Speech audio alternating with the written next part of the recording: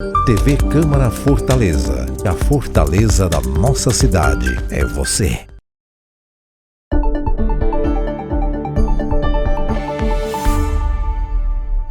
Boa noite, sejam todos bem-vindos a mais uma edição do nosso ciclo de palestras online da Escola do Parlamento de Fortaleza, a EPFOR, um órgão da Câmara Municipal de Fortaleza.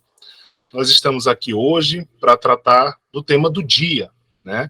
Basicamente, hoje é o Dia Nacional da Pessoa Surda, ou dos surdos, e dia 26 de setembro, e a gente está aqui justamente para tratar de uma temática surda muito importante, com uma mulher surda, professora, que vai poder se apresentar aqui, colocar suas credenciais também, do ponto de vista acadêmico, que é uma professora muito qualificada que a gente trouxe aqui, a professora Kátia Lúcia. Mas antes disso, eu queria justamente agradecer, né, os nossos parceiros aqui da casa, da Câmara Municipal de Fortaleza, TV Fortaleza, TV Câmara Fortaleza, também todos que estão envolvidos nesse processo. Eu acho que até que eu devo falar aqui, desde a Procuradoria Jurídica, licitação, todos que nos ajudam a fazer a Escola do Parlamento funcionar, certo? Mas eu não posso me furtar de uma questão aqui de acessibilidade. Acho que a gente... Pronto, congelou um pouquinho. Voltou, Rebeca. A gente está falando justamente aqui de acessibilidade, né? Então, veja que, às vezes, a tecnologia nem sempre vai colaborar para que a gente tenha a perfeita acessibilidade, mas a gente faz o que é necessário, né? E, por conta disso, a gente tem agora esse hábito da autodescrição, né? A descrição de si mesmo, para que pessoas com baixa visão ou pessoas cegas possam acompanhar. Então, eu começo por mim mesmo. Eu sou Sávio Mota, sou um homem negro, de pele clara, tá? Eu sou um homem, tenho cor do cabelo preto, né? Também a barba, bigode pretos, estou com a roupa azul, né? No caso é uma camiseta azul. E eu sou o contrário. Essa aqui é a minha filha. Filhinha, volta lá que o papai está na reunião. Eu sou o contrário, eu tô bem parecida, né, Essa é bem parecida. Volta lá, meu amor, que eu avisei você que eu ia para uma reunião. Minha filha, então, voltando, vou aproveitar e vou falar novamente da minha autodescrição. Eu sou um homem negro, de pele clara, tenho cabelo preto, barba e bigode também pretos, tá? Estou usando uma camiseta azul, né? Que é do Coda Brasil. Vocês vão ter a oportunidade de entender o que é ser Coda, tá? Mas tem a ver justamente com a questão surda. E estou também por cima dessa camiseta azul com outra de botão, manga curta e listrada, ela azul bem clarinho. Bom, estou com fundo também de virtual, institucional da EPFOR, com a Câmara de Fortaleza, né? Câmara Municipal de Fortaleza. Acho que a gente poderia passar já para a autodescrição da professora Kátia, né? Ela pode se apresentar também, falar, né, da sua experiência profissional, já a partir disso, e depois a gente pode começar. Eu volto para mim para eu fazer uma abertura, tá? Explicando um pouco do tema. Professora Kátia, seja bem-vinda. Muito obrigado pela sua presença. Boa noite a todos vocês. Obrigado, Sávio, pelo convite aqui para fazer essa palestra. A gente vai usar essa oportunidade para divulgar um pouco, né, sobre os surdos aqui no poder público. Primeiro, vou fazer minha audiodescrição, tá certo? Eu sou surda, sou uma mulher surda, tenho cabelos encaracolados, penteados para o lado, na metade dos cabelos um pouco marrom, e também tem umas luzes, né, loiras, né? Agora estou usando um lacinho, de cor rosa, no cabelo. Estou usando um batom roxo, e também uma camisa roxa, de manga curta. Estou com fundo branco também agora. Sou professora da UFC. Do curso de Letras Libras. E também na disciplina de Libras nas licenciaturas, né, nos outros cursos da UFC. Acho que é isso. Perfeito. Professora, então vou aproveitar, né, e até colocar aqui o nosso tema, né, o tema da palestra é Surdos e Poder Público, com o título Políticas e Direitos Linguísticos para Pessoas Surdas. Veja como tem aí uma proximidade não só pelo tema, né, que é muito relevante todos os dias do ano, mas hoje em especial a gente faz esse reforço, mas também para a gente falar do parlamento, né? Então a gente como escola está aqui não é só para ensinar, não, é muito para aprender também, é muito para divulgar, né, essas questões da forma como a gente precisa. Nossa sociedade precisa muito dessas informações, né, dessa conscientização. Então, para falar dessa questão surda, como eu disse, eu tenho um envolvimento pessoal muito grande, eu sou uma pessoa, eu sempre falo isso, né, sou uma pessoa autista, estou no espectro do autismo, assim como minha filha, que vocês viram aqui, teve uma pequena intervenção.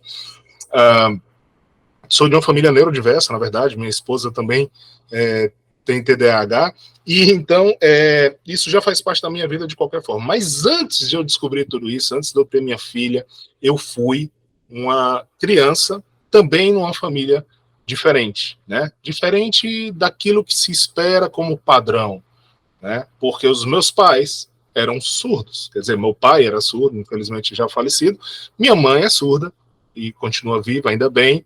Hoje participou de uma passeata, uma caminhada, inclusive na cidade, que ocorreu da Praça Luísa Távora até o Instituto Cearense de Educação de Surdos. Isso com 70 anos. Eu sei que eu estou falando muito de mim, da minha família, mas é porque é um tema muito pessoal. Eu acompanhei minha mãe de carro, mas ela lá pegando sol, com 70 anos, fazendo questão de participar. E foi um evento lindíssimo. Kátia também esteve lá, né? Aproveitamos para divulgar nossa palestra hoje, ela eventualmente pode querer falar disso também. Mas a gente trouxe a professora Kátia, assim como trouxe no semestre passado o professor Willer, né, a professora Maísa também, que ambos também têm uma atuação histórica na questão do movimento surdo, são um pouquinho mais velhos só do que a Kátia mais ou menos da minha idade, um pouquinho de diferença só. Então, é um pessoal que está nessa luta há muitos anos. A Kátia desde muito novinha, mas é uma luta que passa também, por exemplo, pela academia, né? É uma luta que passa por todos os aspectos da vida das pessoas surdas, né? Antigamente, por exemplo, os cursos que pessoas surdas podiam fazer eram muito limitados, né? Havia espaço, talvez, na pedagogia, porque já tinha, obviamente, o senso de que, olha, a educação é importante para os surdos, mas, assim, fora da pedagogia era muito difícil de encontrar espaço. Mas, enfim, eu estou me antecipando aqui, porque é um tema que me envolve muito, mas que a professora Kátia vai ter a oportunidade de falar agora, e eu estou ansioso aqui, eu estou falando muito porque eu estou ansioso, estou querendo muito ver a professora Kátia falar. Então, fique à vontade, agradeço mais uma vez aos intérpretes, que faltou falar isso, Julian, Rebeca, obrigado pela presença, e vamos lá, fica à vontade, professora Kátia, com você.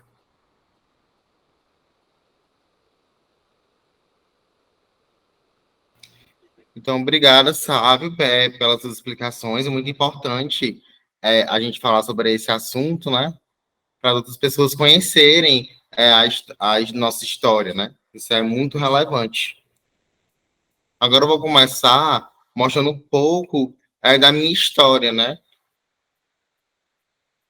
Do meu aniversário de 1 ano, né? Quando eu era criança.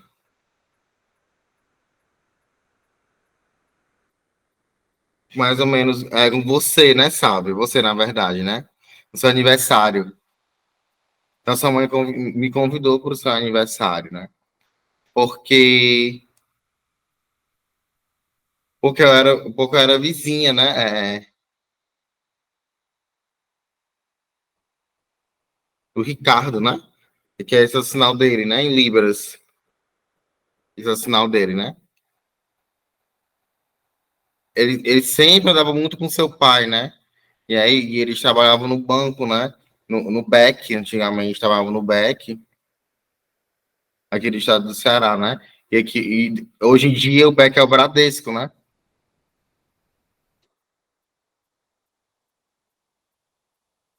Então ele falou, olha, eu tenho uma vizinha que é surda, né?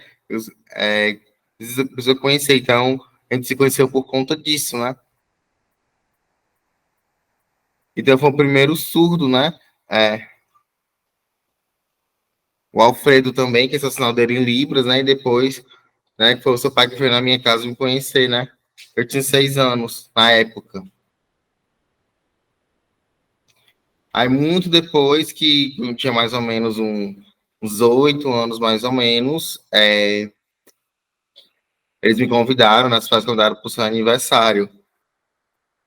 Então, eu fui para o seu aniversário e vi que tinha muitos surdos lá, sinalizando, conversando em Libras, né? E eu fiquei muito admirado com isso. Então, quando eu era criança, né, na cidade, eu não usava Libras. Eu não sabia Libras. Porque antigamente, a metodologia de ensino era oralista, né, nas escolas. Então, eu cresci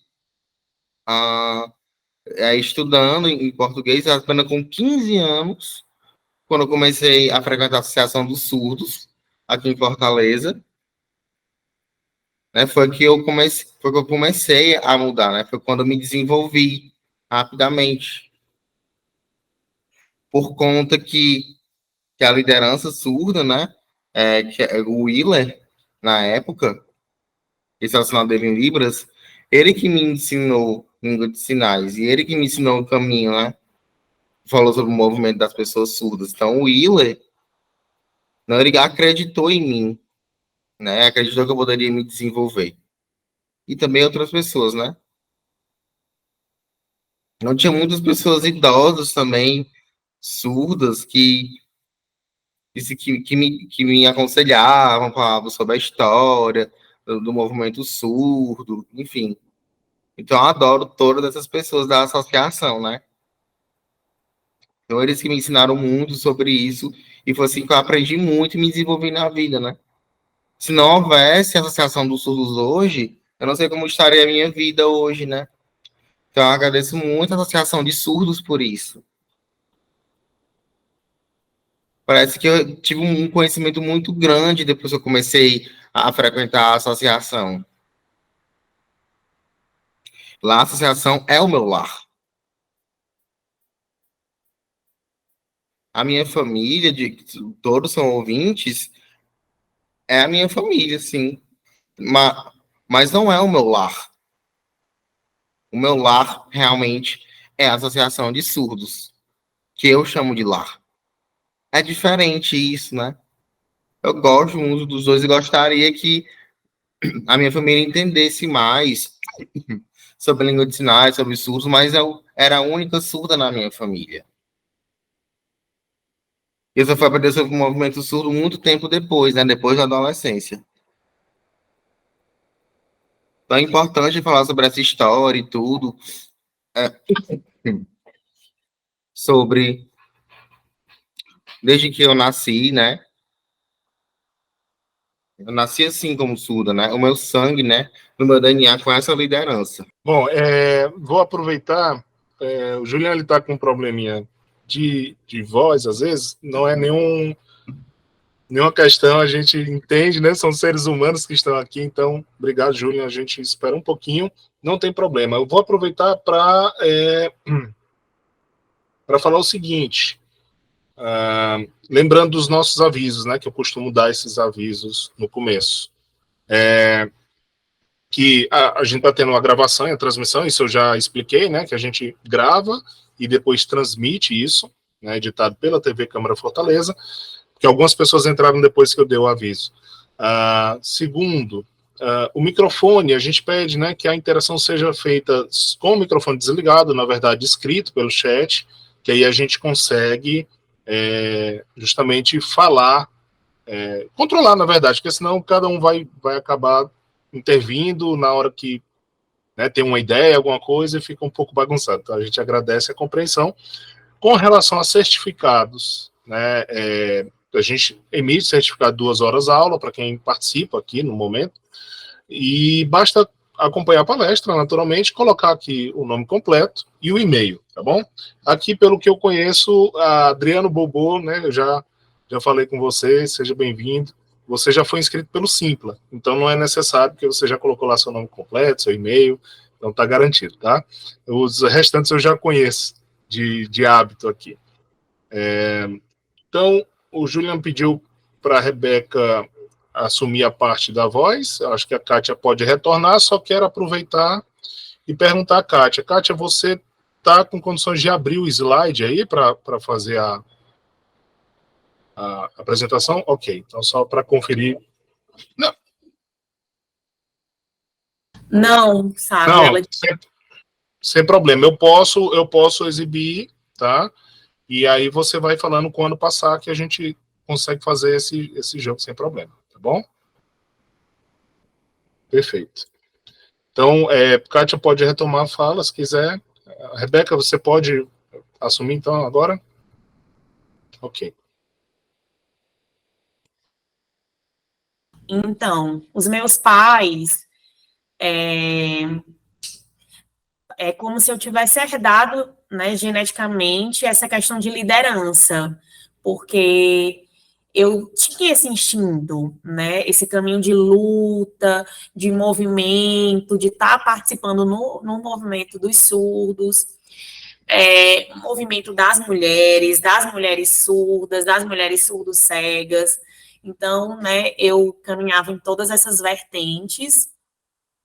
E aí, contextualizando a minha tese do doutorado, tinha dois momentos, né? A política linguística e uma outra linha que era a tradução e interpretação. Mas, em relação à política linguística, eu queria saber qual era a relação com a pessoa surda, os direitos linguísticos, que agora eu vou mostrar para vocês no PowerPoint, na apresentação. Estou compartilhando agora, tá? Demora um pouquinho às vezes.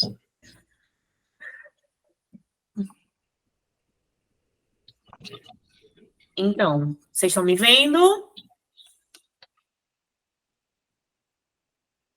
Sim. Rebeca está me vendo? Sim. Vocês estão percebendo que tem essa imagem, né? É uma imagem muito importante. Qual é o perfil surdo, né? Existe um perfil só de pessoa surda? Não, a gente tem vários tipos de perfis, né? A gente tem um surdo negro, a gente tem um surdo indígena, nós temos surdos autistas, nós temos surdos com TDAH, nós temos surdos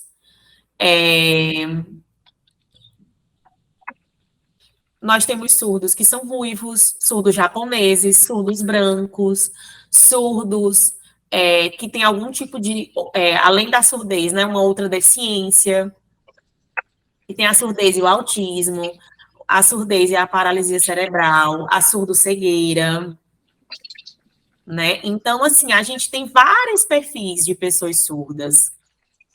A gente tem um surdo que tem um implante coclear, né, que é chamado de surdo implantado. A gente tem um surdo oralizado. Tem um surdo que também utiliza a língua de sinais, que é sinalizante. Então, a gente tem várias características, né, para uma língua só. Então, é uma língua só para vários perfis, né? Existe só um tipo de pessoa surda? Não. Né? A gente tem várias características, mas o que é comum entre essas pessoas é a língua de sinais, né? Mas são pessoas que têm as suas identidades. Por exemplo, eu, Kátia Lucy, sou uma mulher, professora, tradutora, intérprete de Libras, sou nordestina, tenho sangue nordestino, então eu sou diferente de uma outra mulher surda, que trabalha como chefe de cozinha, que não sinaliza muito bem, que não tem conhecimento da língua portuguesa. Então, a gente é surda, né? Mas nós temos identidades diferentes. Então, a língua de sinais é o que a gente percebe, né, o que há em comum. É uma característica em comum. Se aquele surdo ele não quer sinalizar, ele não pode, a gente não pode definir ele como uma pessoa que faz parte da comunidade surda. A gente tem que ter o respeito, né? Respeito de escolha dessa pessoa. Então, o ouvinte, as pessoas ouvintes, os ouvintes não podem decidir que todos os surdos têm que ser implantados, tem que passar por esse procedimento cirúrgico. Não pode decidir que vai ser oralizado, não pode decidir que o surdo estude numa sala inclusiva, né? Então, é muito importante a comunidade surda, as pessoas surdas, decidirem o que é que os surdos, né, o que é que nós surdos queremos. A gente quer lutar, a gente quer a escola bilíngue. Então, a gente quer Libras como primeira língua, né, como língua materna, e a língua portuguesa como segunda língua. Esse é o principal objetivo da nossa luta, e é isso que eu vou mostrar para vocês, né, como é que o surdo e a sua relação com o poder público e os direitos linguísticos, né? Então, quais são esses conteúdos? O que é que nós vamos abordar hoje, principalmente? Cultura surda e espaços linguísticos, né? A gente vai falar sobre os espaços, a gente vai falar das línguas de sinais, que são várias línguas, a gente vai falar sobre legislação, né? Principalmente abordando a língua de sinais, é a pessoa surda e o seu direito linguístico. Desculpa, gente.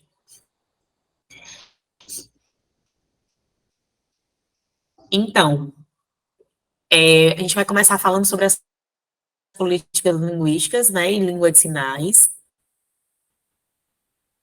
Então, vamos imaginar como é que é essa política linguística, como é que a gente pode definir? Mas antes disso, a gente vai falar da luta da pessoa surda, né, a luta pelo direito linguístico.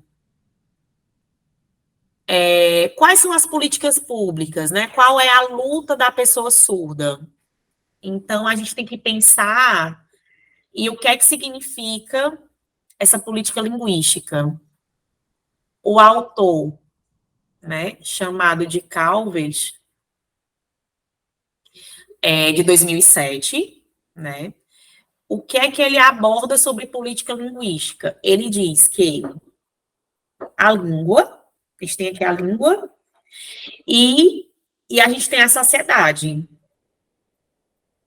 Um exemplo, aqui no Brasil, certo? Os ouvintes brasileiros. A língua portuguesa, né, que há em comum é a língua portuguesa, aqui no Brasil, certo?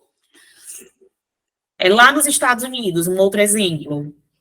As pessoas americanas, elas têm o inglês, né? Ela tem a língua inglesa que há em comum naquele país. E aqui no Brasil,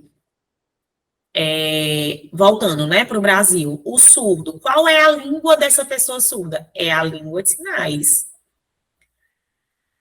E a gente percebe, né, essa questão da comunidade surda, né, que também é a língua da comunidade surda brasileira. Você pode passar, sabe, o slide. Então, primeiramente, a gente sabe que há vários autores, né, a gente fez um compilado, aborda, porque o Calvet, ele já é mais antigo, né, de 2007, a gente sabe que há vários autores mais modernos que citam essa questão da língua e da sociedade. Qual é a relação? Né? Como é que a gente pode descrever, como é que a gente pode falar sobre cidadania, né? Como é que a gente pode falar sobre cidadania, sobre ser cidadão, e a gente dá promover essa questão da inclusão, né? Da língua, da acessibilidade. A gente tem 2 surdos aqui, né? Como é que vai ocorrer essa comunicação? Através da língua de sinais. Então, quando eles se encontrarem, eles vão, né, conversar através da língua de sinais e outros surdos, outras pessoas que também são falantes da língua, né? Então, com isso, vai ocorrer a cidadania, né? A gente vai promover a cidadania. Porque a cidadania, ela é plena quando há o reconhecimento da língua. Então, isso sim foi, né, assegurado o direito linguístico dessas pessoas surdas, quando há o reconhecimento da sua própria língua. Não, tu pode voltar, sabe? Nesse segundo parágrafo,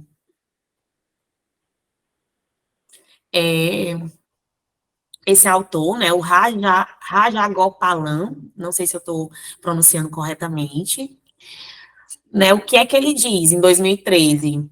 Que a política linguística, ela realmente é a arte de conduzir as reflexões em torno de línguas específicas. Então, se aquele indivíduo, né, ele tem a sua língua, e cada cidadão, cada indivíduo de cada país tem a sua própria língua.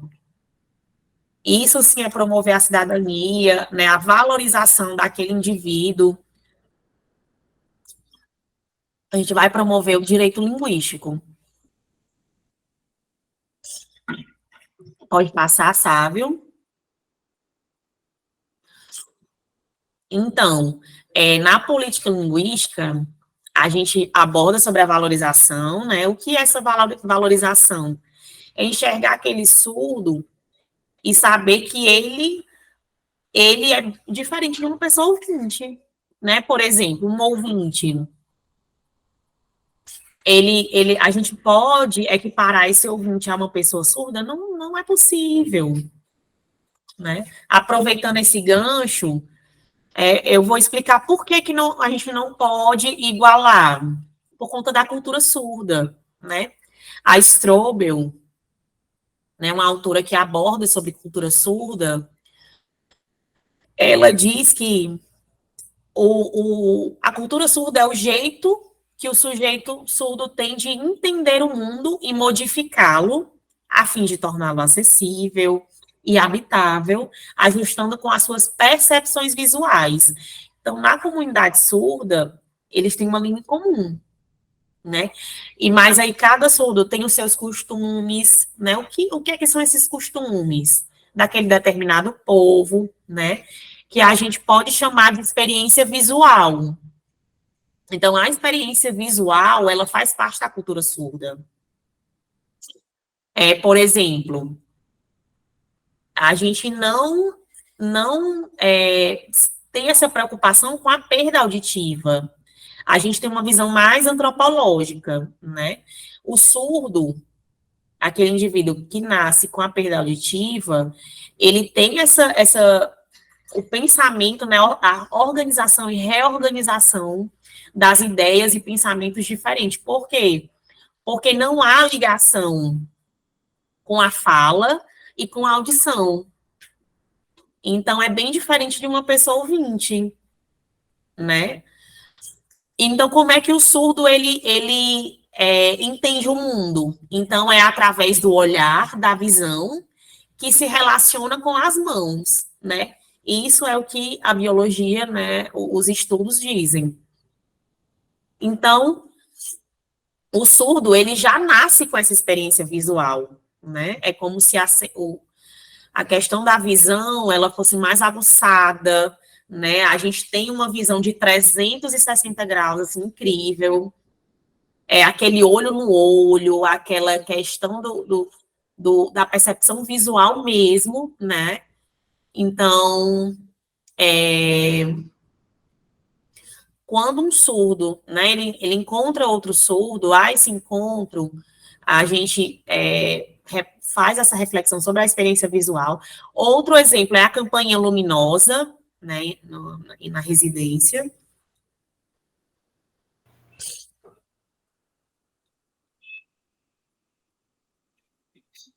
Então, Perlin, que é essa autora, essa ação dela em Libras, no ano de 2015, ela fala sobre a experiência visual e essa experiência de visão do mundo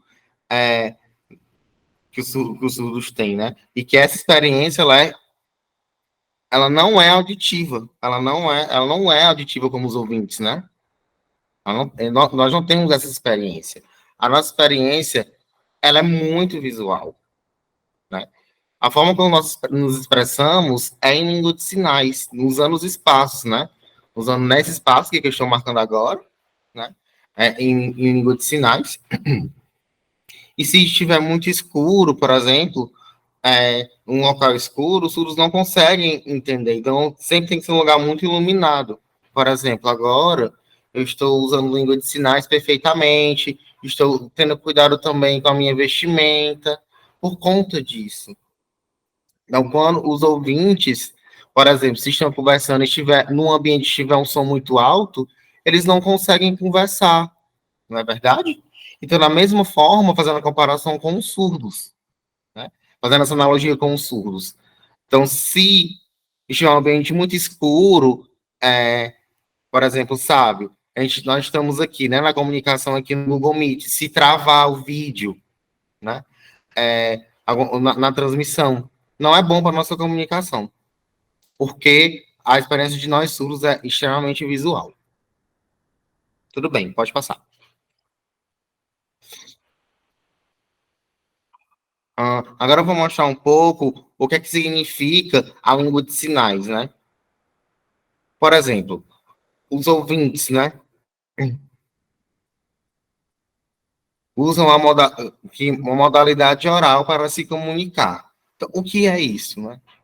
Então, são sons que os ouvintes reproduzem, que eles escutam, eles reproduzem, tá certo? Por outro lado, qual é a modalidade da língua de sinais? Então, é a modalidade visual, né? Usando as mãos. É a modalidade visual. Tá?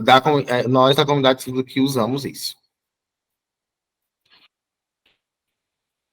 Pode voltar, por favor. Só um minuto. Então, a modalidade visual, né, essa visualidade, o que significa? Então, a nossa experiência, a nossa vivência, né, que é muito forte e profundamente, né, e nós temos informações visuais. Então, se os ouvintes, eles quiserem falar, eles usam a boca, né? Então, os surdos, eles não conseguem reter tanta informação fazendo leitura labial. A gente tem mais informação, recebe mais informação usando a língua de sinais, se comunicando pelo meio visual. O que os surdos não gostam muito, né? Dos ouvintes ficarem tentando falar falando mais alto, falando mais devagar, para a gente entender, e a gente não gosta disso, dessas manias que algumas pessoas ouvintes têm. O correto é usar a língua de sinais. Ou então, quando alguns ouvintes usam muito empréstimos da língua portuguesa, né, soletrando algumas palavras, para a gente não gosta. Ou então usar mímica. Não, a gente gosta mesmo de usar a língua de sinais, a gramática correta da língua. Pode passar. Então, isso é um exemplo muito importante, muito valoroso para a gente fazer uma comparação para vocês. Por exemplo, se uma mulher surda e um homem que seja ouvinte namoram, certo? E começaram recentemente esse namoro. Então, o rapaz é muito romântico, tudo, e quer fazer um jantar, né? Fazer um jantar e convidá-la, né? Convidá-la para ter esse jantar. Então, a mulher aceita, né? Mas ele está sozinho e prepara tudo sozinho. E a mesa, e aí prepara essa mesa de jantar. E aí prepara, coloca as velas, coloca esse jarro de flores. E coloca a mesa um de frente para o outro, certo? Então, organizou tudo, a mesa, enfim, o jantar. Então, quando a segunda-feira chega a ter uma surpresa muito grande, né? Acha tudo muito bonito. Entretanto,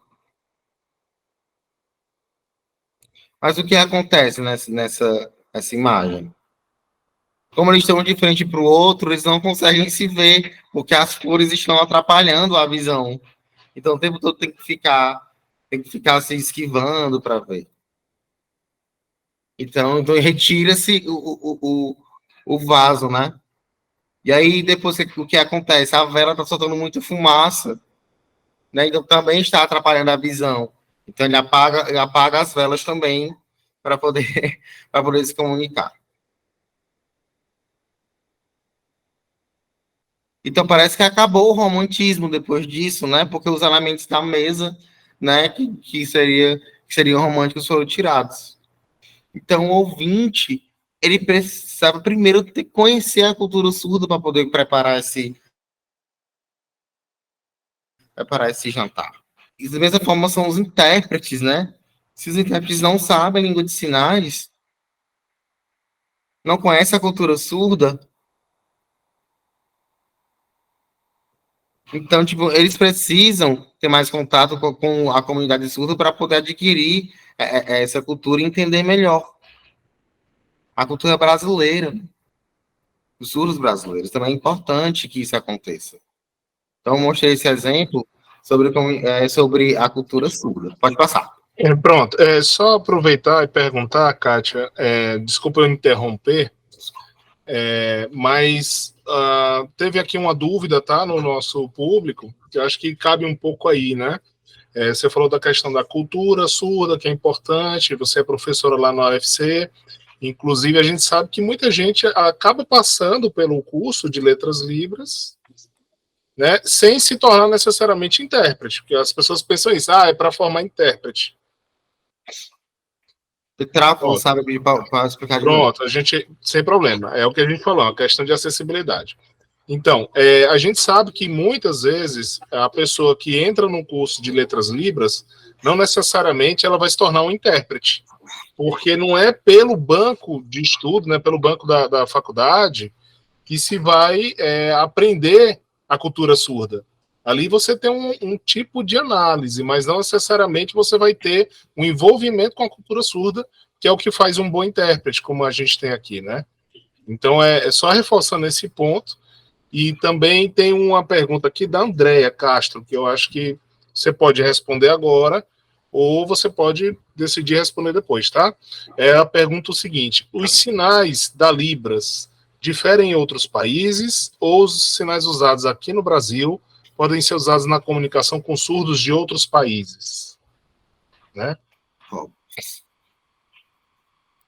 Então, primeiro, né, falando sobre a primeira questão para esclarecer, o curso de Letras Libras da UFC. Nós temos 2 cursos de Letras Libras. Nós temos a licenciatura, tá bem? E aí a pessoa vai ser um professor de Libras. E nós temos o bacharelado em Letras Libras, que a pessoa vai ser um tradutor intérprete de Libras. Sabe? Eu concordo com você quando você fala que quando a pessoa termina o bacharelado de Letras Libras, ele já está um intérprete pronto. Não. Esse intérprete, ele precisa conviver com os surdos. Precisa estar sempre em contato com os surdos para que ele adquira essa cultura surda. Isso no bacharelado. Por exemplo, estudantes de bacharelado, né, a maioria são ouvintes, né? Então, como é que esse ouvinte ele vai adquirir a comunidade surda só na faculdade? É impossível. É impossível. Tudo bem, agora eu esclareci isso, né? Sobre aprofundamento sobre a comunidade surda, sobre a questão visual. Agora, sobre a outra pergunta, né? Sobre a Libras, se ela é universal. No decorrer da palestra, eu vou esclarecer, tá bem? Troca.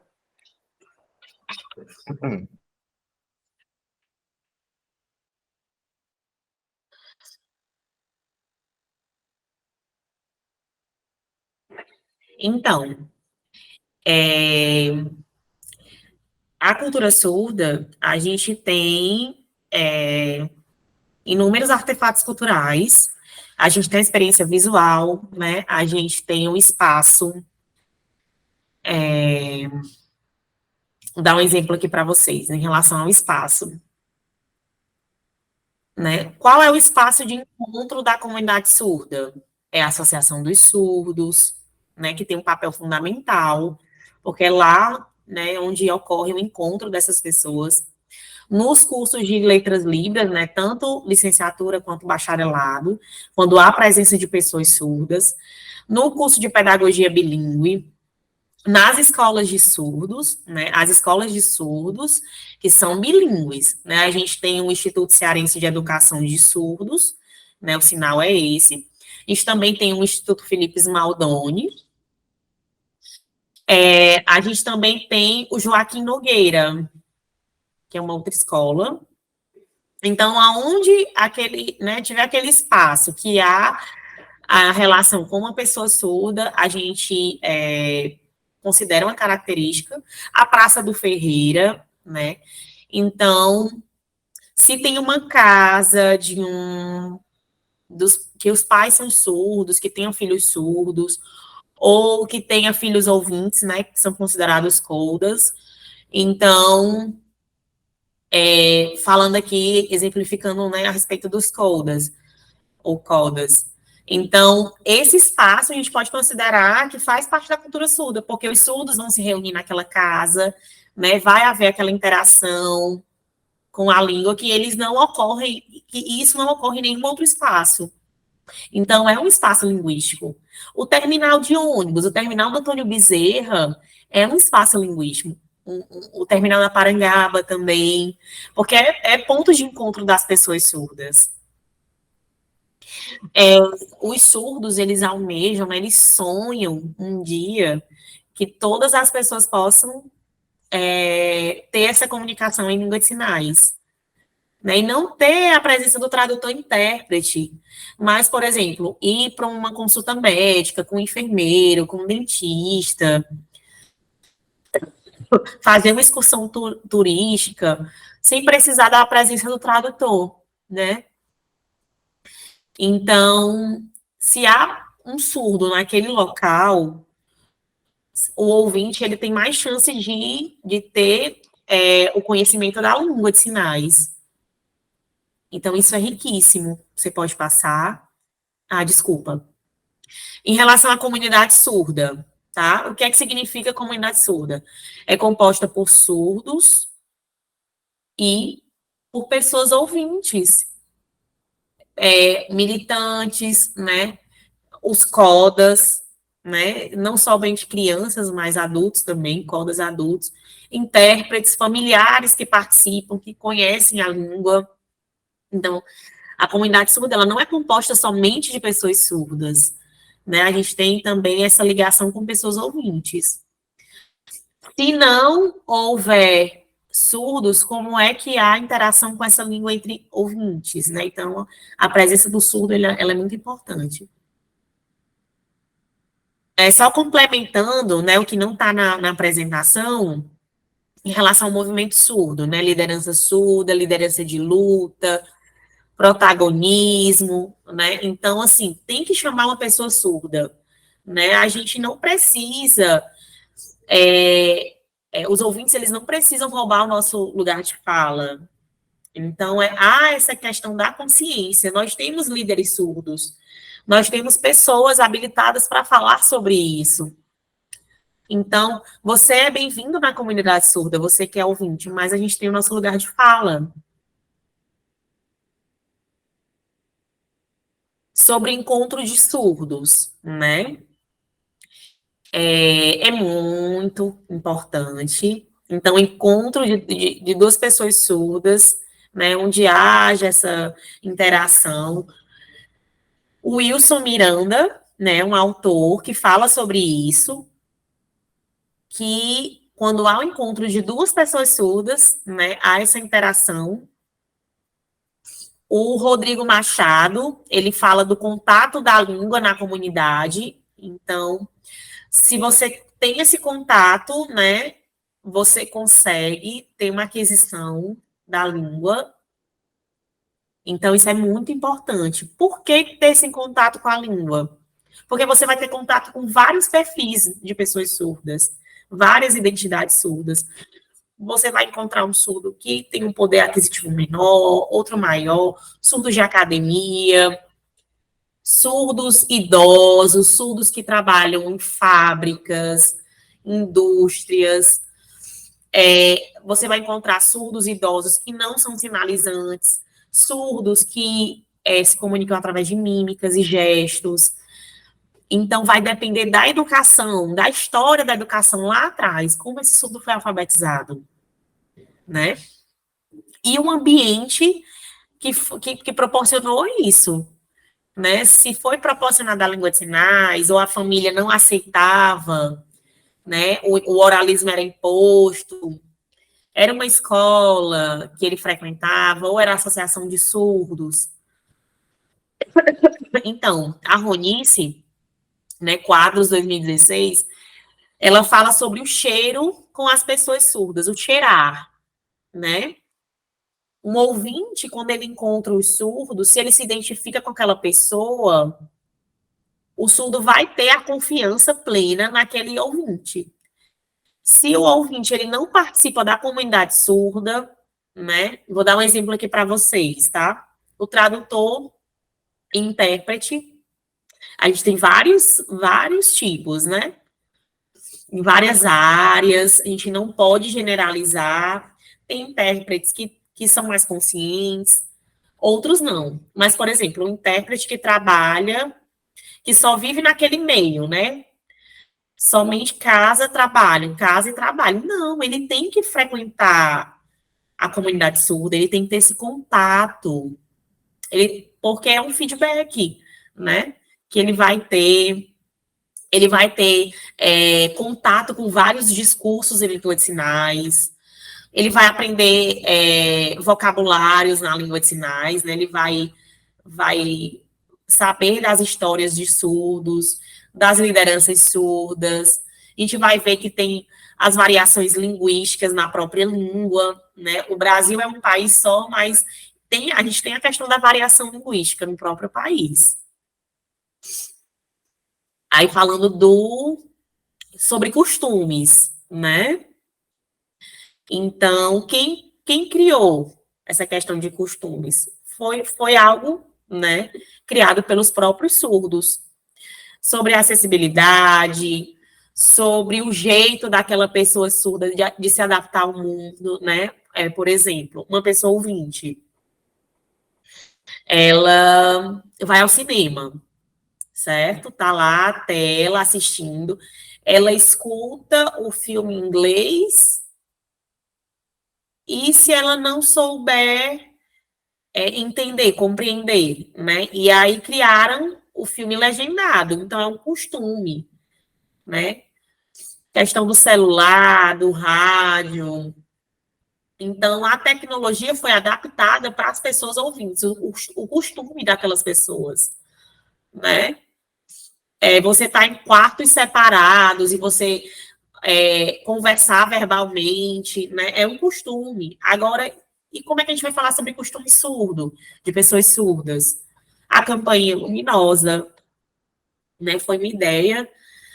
Como é que os surdos, né? Eu vou na sua casa e eu tenho que bater na porta, como é que aquele surdo vai ouvir? Ou depender de alguém para poder avisar, então criaram essa campainha luminosa. É uma tecnologia, a tecnologia acessível. A questão da legenda, ok, mas aí se o surdo ele não sabe, né, não tem fluência na língua de sinais, então a janela de Libras ela é essencial. Os ouvintes, né, se comunicam através de ligação. E aí foi criada a videochamada, então os surdos também utilizam celular. Então cada povo tem a sua própria cultura, os seus costumes, tanto os surdos quanto os ouvintes. Por exemplo, eu estou aqui no engarrafamento. E aí o ouvinte vai fazer uma ultrapassagem. Eu abaixo o vidro, né, para o carro do seu lado, e aí fala alguma coisa, a gente se comunica, ok. E o surdo? O surdo, ele pode se comunicar através dos faróis, né? Então, você chama, né, faz aquele sinal luminoso e sinaliza através do retrovisor. Então, isso faz parte da cultura surda. Ok.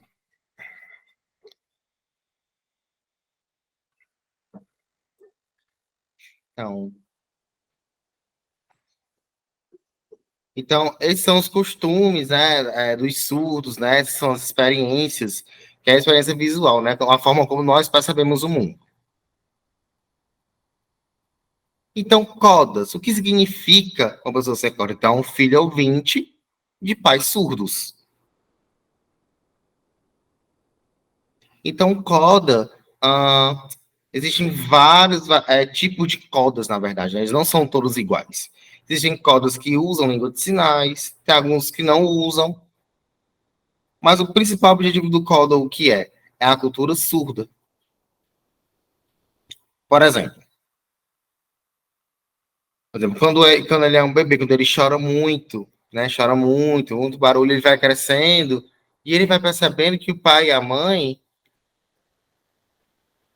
né, não escutam, então ele começa a mexer os pés para chamar a atenção dos pais, porque ele percebe que os pais não escutam, né? O choro dele. Então, as crianças codas, vem quando a mamãe está cozinhando, né? E não escuta, chama de outro quarto, ela vai até a cozinha e chama a mãe, né? Cutuca a mãe no ombro, né? Enfim, para chamar a atenção da mãe. Porque a mãe não escuta. Só um momento. Só um momento, pessoal. Ok. Então ela chama, tem esse contato visual, porque ele já começa a entender a cultura surda, que é 100% visual. Então, na fase adulta, né, eles já entendem isso. Mas existem vários tipos de codas, né? Tem alguns codas que sinalizam, outros que não sinalizam, que se comunicam com os pais no meio oral, enfim. Existem vários tipos de comunicação. Os codas, a primeira língua deles são duas línguas que eles têm, na verdade, né? A Libras e a língua portuguesa. Eles aprendem ao mesmo tempo as duas línguas. Vai ter outros códigos que também vão ter só a língua portuguesa como língua. Não sabem língua de sinais, só se comunicam por mímica, com os pais, enfim. Por outro lado, pessoas ouvintes, elas não têm familiares surdos. Não têm parente surdo. Então, são acostumados a falar em língua portuguesa, se comunicar por línguas orais. Eles não são iguais aos codas. Porque eles não conhecem a cultura surda. Eles não têm contato com os surdos, não têm essa experiência.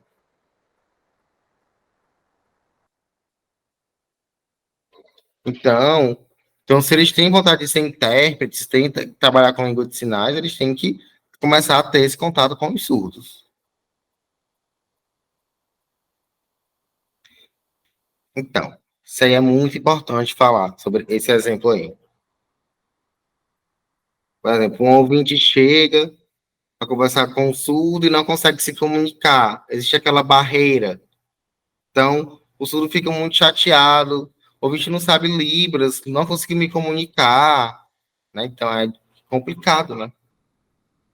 Agora, quando os ouvintes se comunicam em Libras, o surdo já gosta, já fica feliz.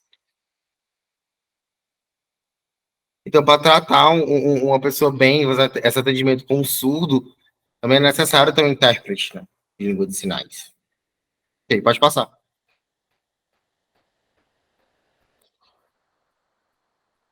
Volta um, por favor.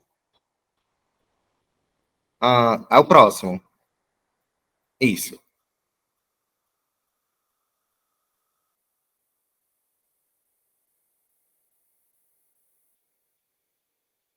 Eu já falei sobre a associação, já. É a associação que é a forma de identidade surda muito forte, de ter contato com os surdos, né? Eu já falei sobre isso. Agora eu vou falar sobre a educação, né?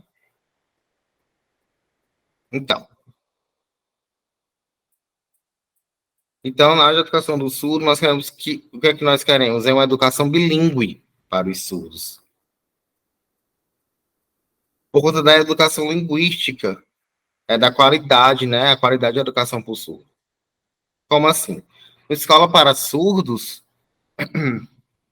as crianças, existem muitas crianças que têm pais ouvintes, né?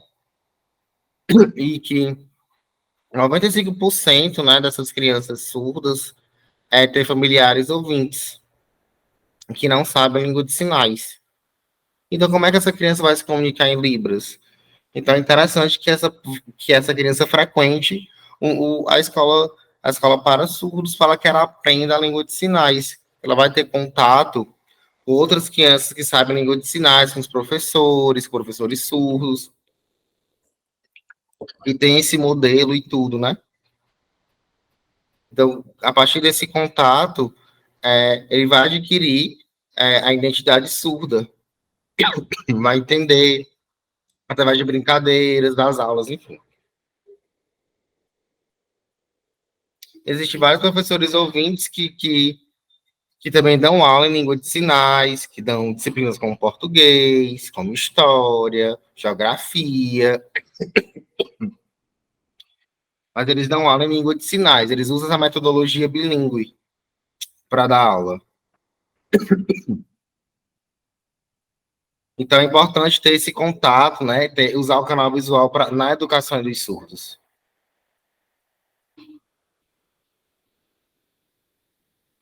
Que é diferente da inclusão, né? Que é outra metodologia de ensino, que é uma sala de ouvintes, e às vezes um surdo é inserido nessa sala, um ou dois surdos, né?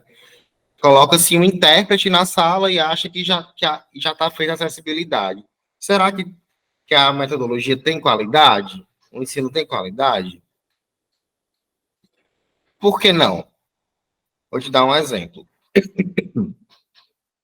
Em Libras, é ensinada como primeira língua, a primeira língua do surdo. E o português é a segunda língua do surdo. E para os ouvintes, a primeira língua é o português, ao contrário. Então, por exemplo, quando o professor vai lecionar a disciplina, ele vai dar em L1 ou L2? Qual a metodologia? Ele consegue usar as duas metodologias ao mesmo tempo?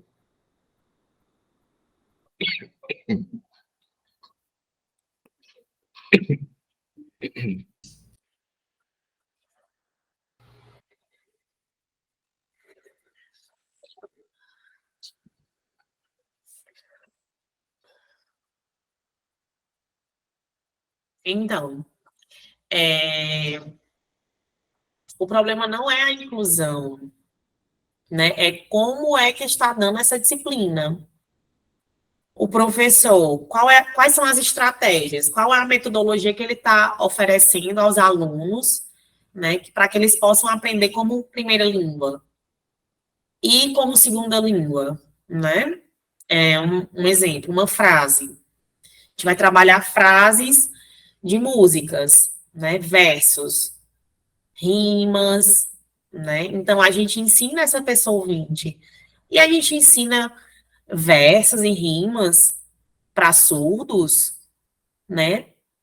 Ele não tem aquela memória auditiva, né? Então, a gente tem que ver, tem que adaptar, né?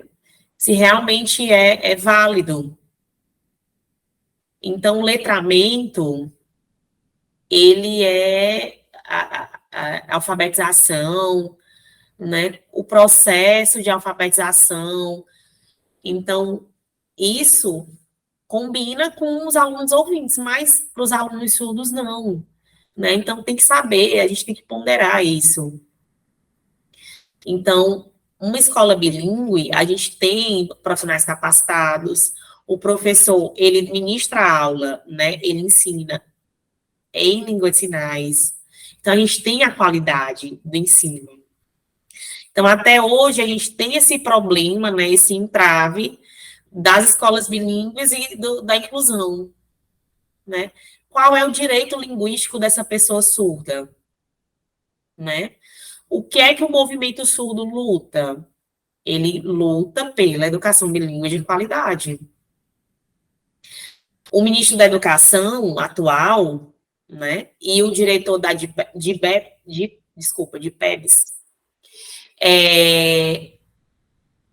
a gente tem 3 pessoas trabalhando, né, nesse departamento, no MEC. O MEC convidou 37 pessoas do Brasil, né, foi criada uma comissão. Então, uma Comissão Nacional de Educação Bilíngue para surdos. Eu faço parte, né, eu tomei posse em agosto, então eu vou trabalhar 2 anos para elaborar estratégias, né? O que é que a gente precisa abordar da educação bilíngue? O que é que falta, né? O que é que nós já temos e o que é que falta? Então, eu viajei há pouco tempo para Brasília, porque era algo urgente para a gente poder assegurar esse direito linguístico, né? Os surdos terem a oportunidade de ter acesso tanto à língua de sinais quanto à língua portuguesa. Então, o MEC, ele é responsável por criar essa política pública, né? As propostas.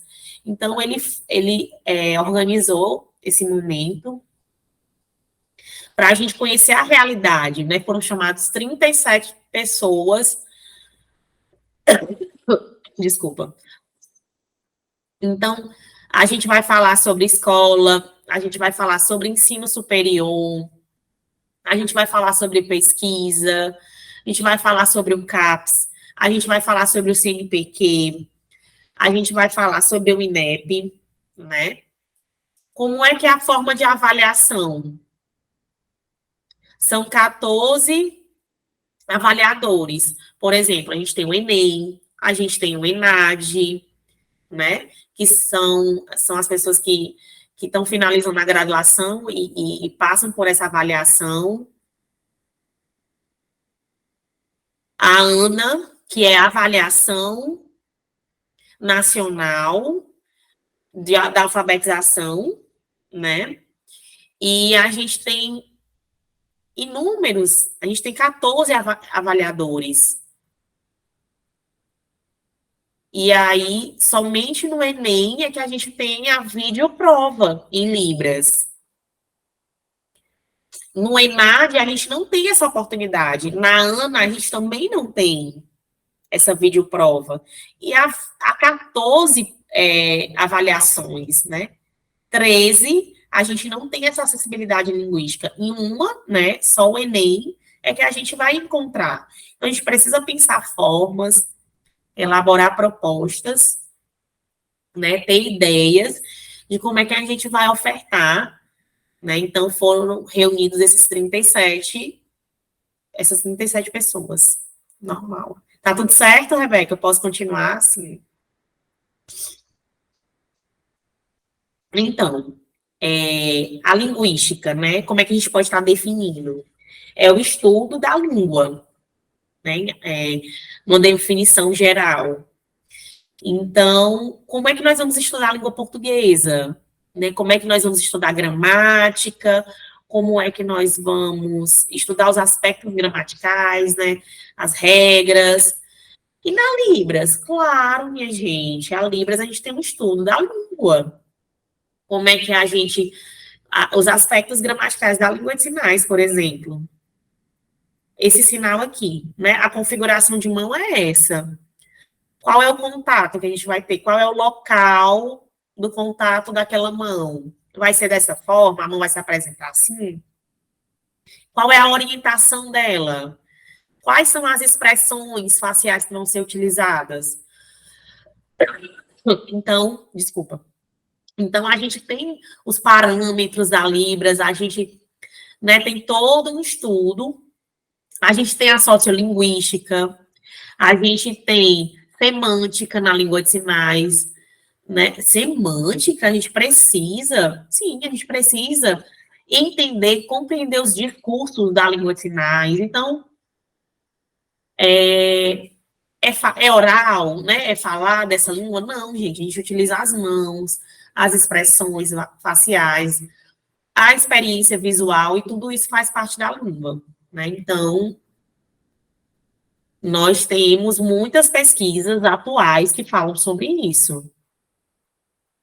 Agora nós vamos falar de valores, tá?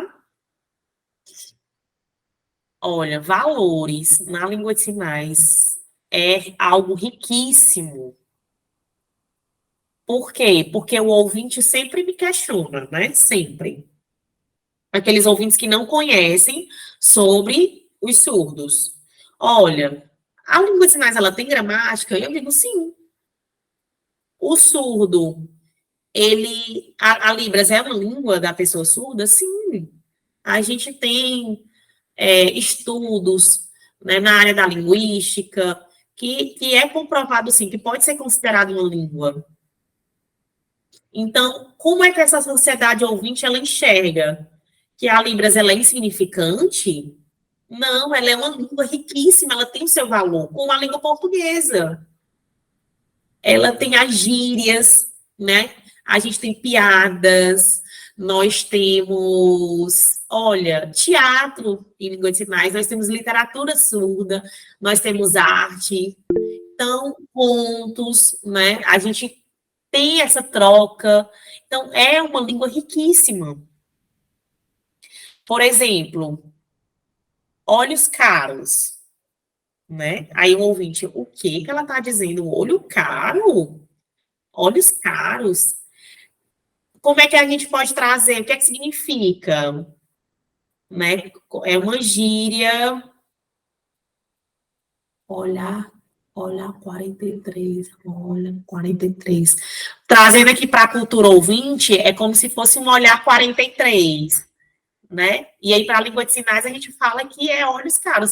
Se a gente, num diálogo, né, falar para um surdo, olhar 43, ele não vai entender. Da mesma forma, se a gente trouxer para um ouvinte olhos caros, ele também não vai entender. Eu estou dizendo que a sua experiência visual é maravilhosa, é riquíssima, né? E o olho barato? O que é? Porque você não tem a percepção visual, né? Então, aquela pessoa ela tem olho barato, porque ela é distraída, né? Ela não presta atenção no que está acontecendo. Então, a gente pode comprovar, sim, o valor na língua de sinais. Então, a comunicação, a interação maravilhosa. Por isso que vocês, ouvintes, vocês têm que ter contato com os surdos, para vocês poderem, né, compreenderem esses artefatos culturais, né, e ser algo enraizado mesmo.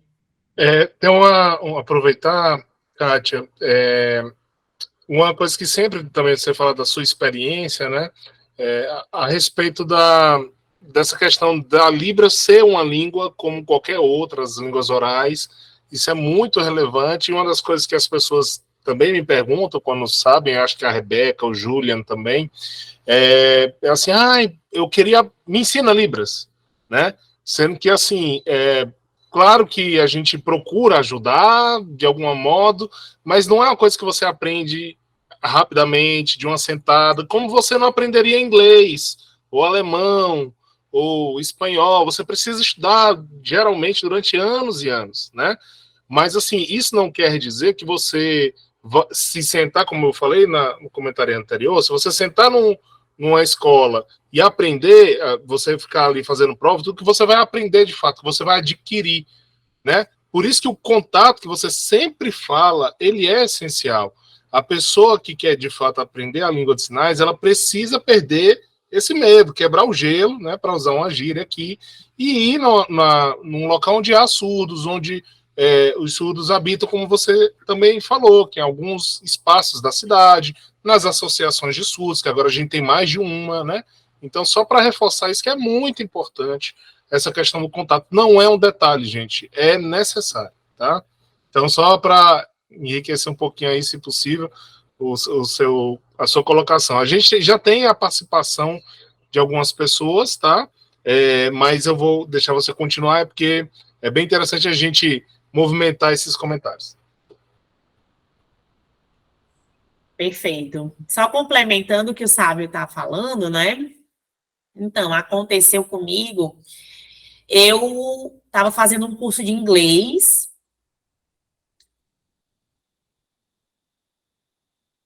instrumental, né? Eu estava estudando, e aí recebi a certificação. Não tive contato com pessoas americanas. Se você me perguntar hoje, eu esqueci completamente, né? Então, eu estudei, né, o espanhol, tive contato, né, com pessoas da língua espanhola e eu consegui adquirir a língua, né, desenvolver a língua. Conversei com pessoas que moram na Argentina e aí há 12 anos eu tenho contato com essas pessoas. Então, até hoje, como se eu tivesse essa memória linguística, né? Eu tive esse contato, eu tive essa aquisição. Então, foi muito importante para mim. Eu já interpretei em 2 momentos, numa conferência, uma pessoa veio, né, aqui ao Brasil, e eu fiz essa interpretação, e para uma pessoa surda também. Então, eu consegui, né, conversar, fiz essa tradução, simplesmente pelo contato, né, pelo que o Sábio falou.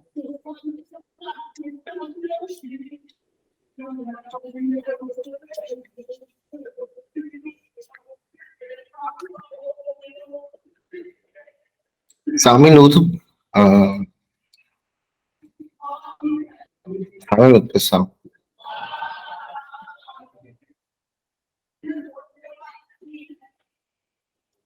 Só um minutinho, tô tendo um problema aqui. Só um minutinho.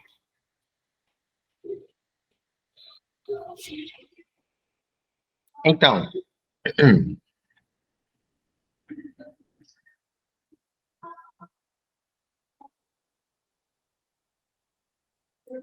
Agora eu vou falar um pouco sobre direitos linguísticos, né? Todas essas diretrizes, todos esses assuntos, tá? Primeiro, sabe, falo, né, sobre a igualdade linguística para as pessoas, né?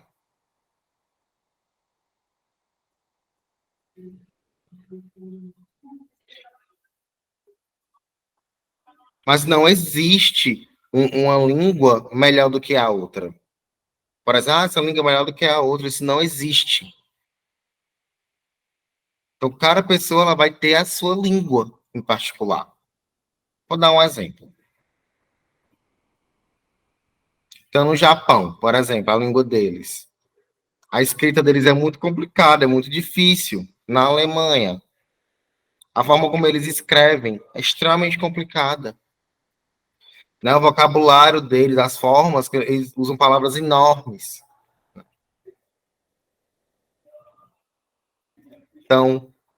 Então eles têm essa língua dessa maneira por conta da cultura deles, da história deles, a forma como eles se comunicam. Assim como a língua portuguesa, assim como a Libras, assim também como as outras línguas de sinais no mundo. Elas são línguas diferentes, elas têm regras linguísticas diferentes. Então, a aquisição de linguagem também. Existe uma variação, cada pessoa vai aprender de uma maneira diferente a uma língua. Como adquirir a primeira língua, né? A língua materna, a forma como aprende, né? Qual o local desse local, né? Um momento, só um minuto, gente, que eu tô sem óculos, eu perdi meu óculos, eu tô tendo um problema aqui para visualizar. Só um minuto.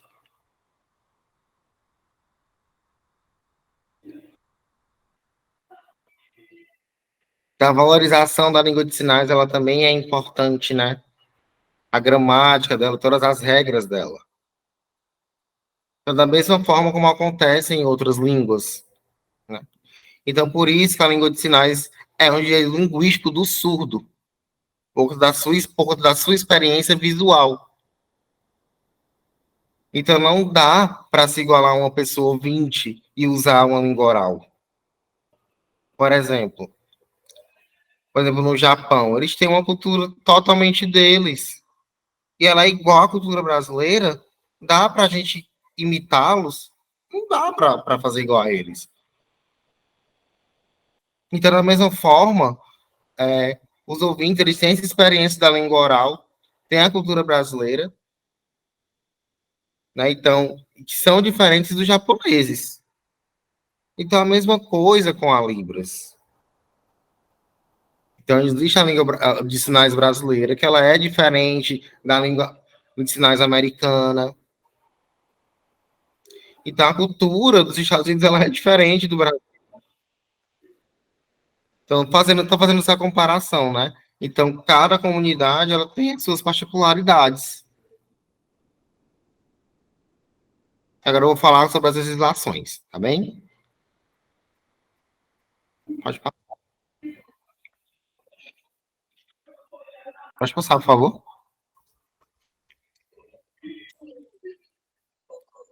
Então,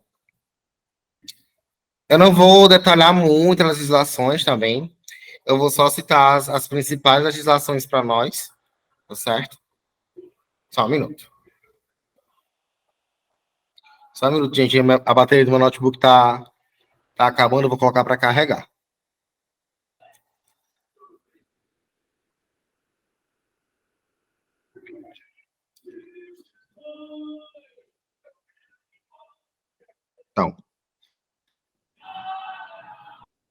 Então existe um documento oficial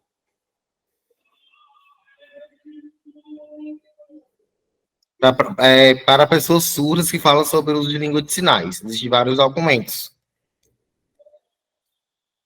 Então, a primeira legislação, que é a Declaração Internacional de Direitos Linguísticos.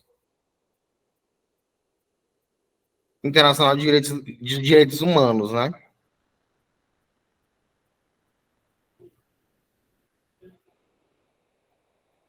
Em 1951, ele fala sobre o quê?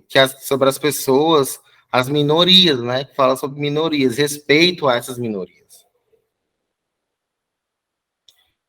Né? Então, que proíbe a discriminação dessas minorias, indígenas, pessoas negras, as pessoas que vivem em zonas rurais, né? Pessoas que moram da época colonial, enfim. Então, fala sobre direitos humanos. E também fala sobre o direito dos surdos, né? E também existe outro documento,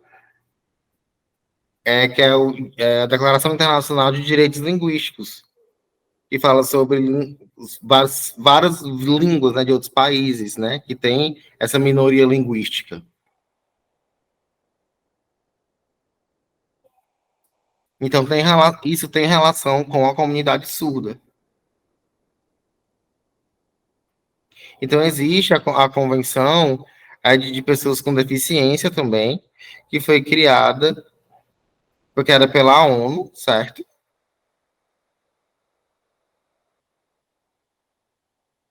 Porque foi uma resposta, né, dessa representatividade, né, que teve várias reuniões, vários encontros na ONU a respeito disso. Então, depois desses encontros, foi criado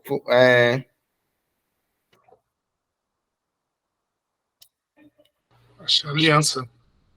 sim, foi criada a aliança, né? A Aliança Internacional para pessoas com deficiência, que resumindo se chama AIDA, né? A sigla. Foram 4 surdos, 4 pessoas cegas, foram 4 cadeirantes que fizeram essa convenção, certo? Que versa sobre educação, sobre esporte, sobre profissionalização, enfim. Depois eu vou mostrar para vocês. Mas no Brasil, o que nós temos aqui no Brasil hoje em dia? Então, o movimento surdo brasileiro lutou muito, militou muito. Em 1993, a FENES, né, que é a Federação Nacional de Educação de Surdos,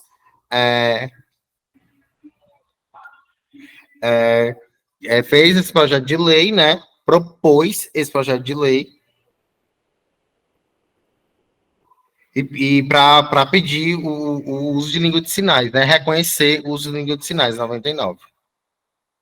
E 11 anos depois, foi que a gente conseguiu essa lei de 2002, né? O que versa essa lei? É o direito da comunidade surda brasileira de usar a língua de sinais, que é a Libras. Né? Exigir esse respeito, né?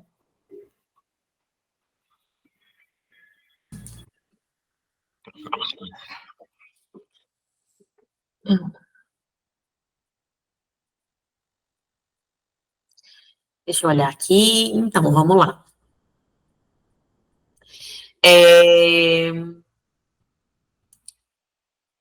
2002, né, a gente tem a lei com 4 artigos, a obrigatoriedade do ensino superior, a gente fala sobre a pedagogia, né, os cursos de pedagogia, de fonoaudiologia, as licenciaturas, que tem essa questão da obrigatoriedade, da Libras, como disciplina, dos intérpretes, né, a gente fala também na área da saúde, então é uma lei bem básica, bem simples, e 3 anos depois, a gente conseguiu, né, o decreto 5.626, que foi mais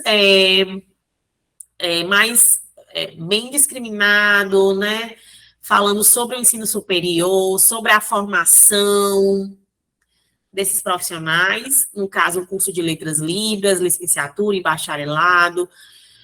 Fala também sobre a pedagogia bilíngue, né, esses pedagogos trabalhando nos locais, nos espaços onde há alunos surdos, na área da saúde, orientações educacionais, instrutor, professor de Libras,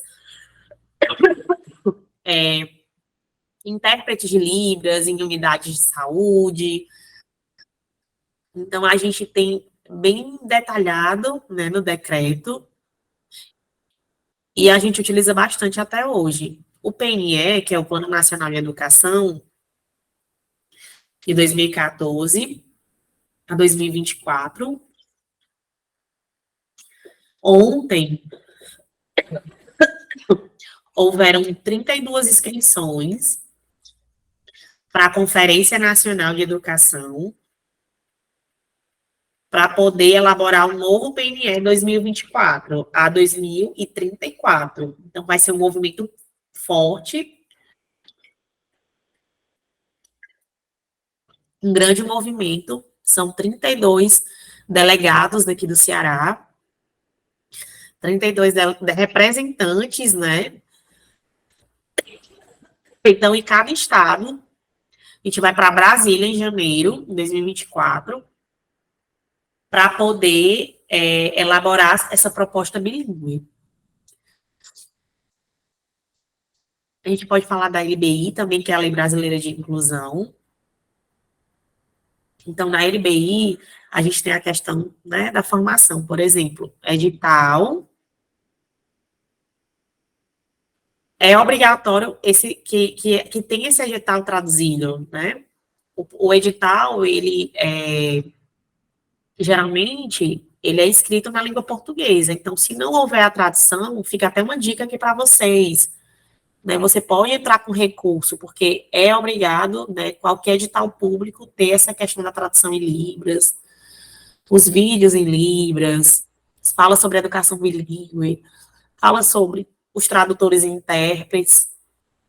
Então, a LBI, ela é bem completa. E a LDB, que é a Lei Básica da Educação, né, Lei de Diretrizes e Bases da Educação, de 2021, então, o movimento surdo, ele lutou e foi aprovado nessa proposta, essa modalidade de ensino. Então, a educação bilíngue, ela está prevista na LDB, A gente tem a educação especial, a gente tem a educação inclusiva, a gente tem a educação à distância, que é a EAD, a gente tem a educação básica, né, que são as séries iniciais, e aí a gente tem a educação no ensino superior. E aí foi a sexta, se eu não me engano, é a educação indígena. E aí a sétima modalidade é a educação bilíngue. Então, em 2021, isso foi aprovado, é uma vitória do movimento. Quem foi que lutou por isso? Os próprios surdos, tá? Pode passar. A gente tem muitas leis, né? A gente pode passar muito tempo aqui falando sobre legislação. E esse surdo, ele tem direito, né? Então, a gente pensar, educação, vamos educar, mas a gente também pode ver outras áreas, na justiça, na saúde, nos eventos, né? Quando a gente vai falar sobre artes, esportes. Aqui, eu vou trazer um exemplo para vocês. Na área da saúde, a gente tem lei, a gente tem decreto, mas falta a luta, né, de políticas públicas. Vou trazer aqui o decreto 5.626. Ele fala, eu acho que é o artigo 25. No artigo 25, ele traz que é preciso formar, né, capacitar pelo menos um setor daquela unidade de saúde, em língua de sinais, né, no caso a Libras, e para a língua portuguesa. Mas em 21 anos, a gente nunca viu isso na prática. Não existe isso na prática. Porque é um pensamento ainda tradicional, que a gente tem que negociar direitos, que a preocupação, né, em ver o olhar clínico, né, através do olhar clínico, que aquele surdo, ele quer ser implantado, mas não é isso. Pouquíssimos locais é que a gente vê o respeito linguístico. Na maternidade, a gente vê isso, às vezes numa videochamada, com ICOM, né, a gente consegue essa tradução, mas são casos esporádicos. No decreto, aquela unidade, ela tem que ser acessível, né? Então, ainda a gente viu que conquistou muita coisa, mas ainda falta muita coisa. A gente tem uma outra lei, que é a 10.098. Ela fala sobre a obrigatoriedade do intérprete de Libras nos cursos ou eventos. Isso é obrigatório, gente. Vocês têm conhecimento que isso é cumprido? Não é, porque falta divulgar essa informação. Os próprios surdos desconhecem esses direitos.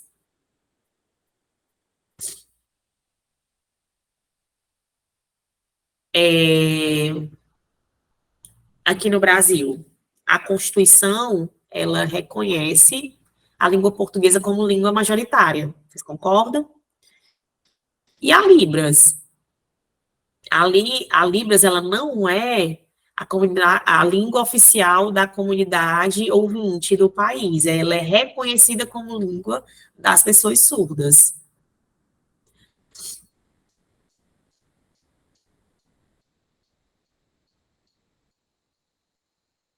Vocês lembram que a gente falou sobre a Convenção da ONU? Então, na convenção, na época, o presidente era o Lula, né, no mandato passado, de 2009. O Lula, ele aceitou, né, transformar em decreto. Então, é o 6.400... 949. 6.949. Mas o ano tá errado, não é 2019, tá, gente? É 2009. Eu digitei, foi um erro de digitação. Então, o que é que diz esse artigo 21 do decreto? Sobre a liberdade de expressão e de opinião e acesso à informação. Pode passar. E reconheceu e prover o uso da língua de sinais.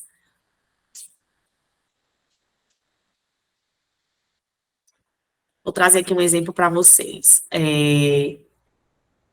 Por que a comunidade surda... Por que a gente fala tanto de comunidade surda? Comunidade surda, né? A gente não fala sobre comunidade indígena. Não, a gente não cita, né? Por que a gente não fala de comunidade negra? Por quê? Porque todos, né, eles fazem parte da língua portuguesa, eles têm a língua portuguesa como língua reconhecida, diferente da comunidade surda, né, que nem todos participam da comunidade surda, porque nem todos são usuários da língua de sinais. Então, a gente faz esse comparativo, né, os indígenas, a gente não fala, desculpa, os indígenas, a gente se refere a uma minoria linguística, os surdos também, né? Porque se não houver comunidade surda, como se os surdos eles ficassem soltos, né? Sem identidade, sem cultura fortalecida. Então, precisa, se for ministrar, né? Você tem que realmente ser usuário da língua de sinais. Porque a fluência, ela vai ditar a qualidade, né, daquele ensino.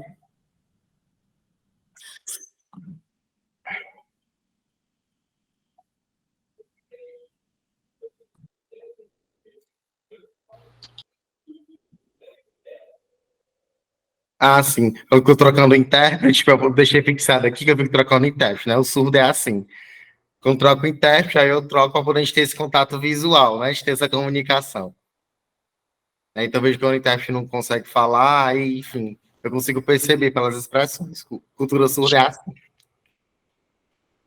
Então, qual é a diferença entre um surdo e um ouvinte? Então, quais são as diferenças? Como isso acontece? Então, uma pessoa ouvinte, ela tem uma língua. Obrigatoriamente, ela tem uma língua, que é a sua língua mãe, que é a língua, geralmente a língua do país que ela vive. Por exemplo. Então, um ouvinte brasileiro, a sua língua é a língua portuguesa, é a sua primeira língua. E qual é a segunda língua do ouvinte? É a que ele quiser. É a que ele escolher para ele. Pode ser inglês, espanhol, libras, enfim, várias outras línguas. Por outro lado, o surdo. Qual é a sua primeira língua? É a língua de sinais. Certo? E a segunda língua dele é a língua portuguesa.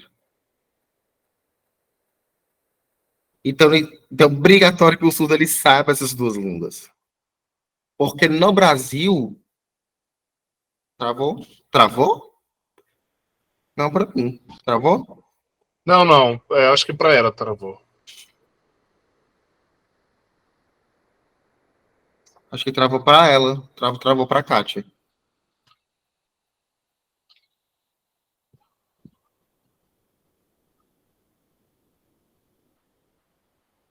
Será que ela me vê? Não sei, eu acho que travou para ela. Eu acho que travou para ela, não tá conseguindo ver. Acho que sim. Talvez ela tenha que entrar novamente. Talvez ela esteja falando comigo aqui no WhatsApp. Sim. Então...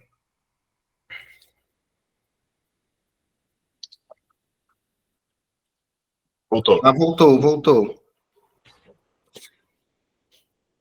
Voltou ao normal. É porque travou para mim, mas agora voltou. Então, obrigatoriamente, o surdo brasileiro ele precisa saber duas línguas, que é a língua de sinais, que é o direito linguístico dele, né? E a segunda língua, aqui no Brasil, que ele tem que saber, né, que está na Constituição Federal, que obriga, né, porque é a única língua oficial do país, é que ela precisa saber português. Então, é bem diferente. E aí, uma terceira língua, então, surdo, ele pode escolher uma quarta, então ele pode ser multilingüe, né? Ele pode ser poliglota, se ele quiser. Tudo bem? Pode passar.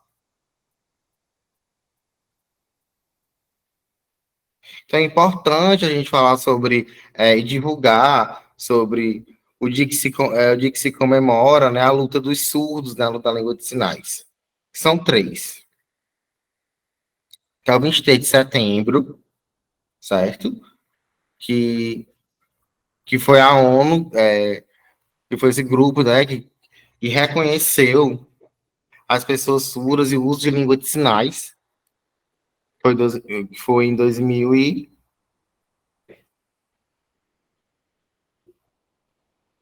foi em 2018, foi reconhecido.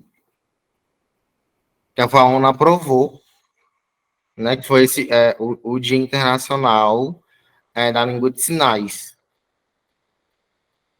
Porque existem várias línguas de sinais, né? Então, é para celebrar todas essas línguas de sinais, que é o dia 23 de setembro, né? Que valorizou o uso de língua de sinais, que reconheceu os surdos, né, no mundo inteiro. Então, o segundo dia é o Dia Nacional do Surdo, que é hoje, né? Dia Nacional do Surdo, que é dia 26 de setembro. Por quê? Que é dia 26 de setembro? Então, foi quando foi criada a primeira escola de surdos no Brasil, que é o INES, né? Lá no Rio de Janeiro. Foi quando os surdos começaram a se encontrar. Foi quando as crianças começaram a estudar na escola de surdos, né? Então, foi no dia 26 de setembro. 1857, né? Foi criado o INES. Que é o Instituto Nacional de Educação, né? De Surdos. Então, isso é uma homenagem a essa escola, né? Instituição.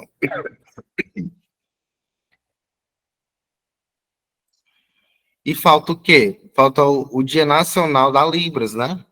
Faltou, vou falar. Então, esse projeto de lei, então ele vai estar em trâmite ainda, né? Que é o Dia Nacional da Libras, ele ainda vai ser aprovado. Então, o último para falar é o Dia Internacional do Tradutor. Então, não é por causa dos surdos, não tem a ver com os surdos, é o Dia Nacional do Tradutor. Mas por que é importante a gente colocar isso hoje na nossa conversa? Né? Para valorizar os tradutores e intérpretes de Libras, de língua de sinais. Eles são muito importantes. Então, falta também o Dia Nacional do Intérprete de Libras, que a gente não tem. A gente também não tem Dia Internacional do Tradutor de Língua de Sinais, Dia Internacional, a gente não tem. A gente só tem o Dia Internacional do Tradutor. São todos os tradutores de línguas orais, de língua de sinais, entendeu? E por que é o dia 30 de setembro? É uma homenagem a São Jerônimo, né? Homenagem a São Jerônimo, que ele foi o primeiro tradutor, ele que traduziu a Bíblia do grego antigo para o hebraico e depois para o latim. Então, é uma homenagem a ele. Que vai ser sábado agora, dia 30 de setembro, né?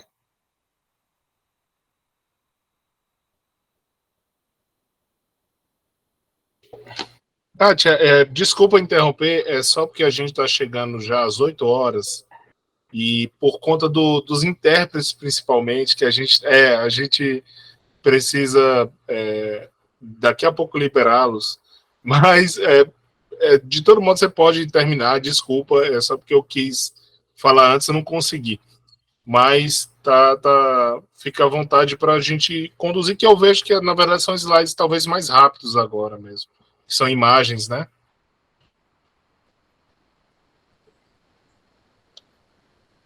Mas você...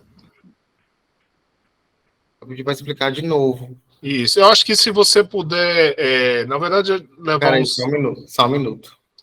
Acho que está travando para ela. Não, a gente começou com um pouco de atraso, né? Com uns 15 minutos. Então, se você conseguir terminar em 15 minutos, Aliás, até 10, talvez, porque a gente ainda tem perguntas, né? As pessoas participaram, tá bom? Pode passar à vontade. Pode passar então, pode passar então. Então, é mostrando sobre as diferentes línguas de sinais espalhadas pelo mundo. Desculpa.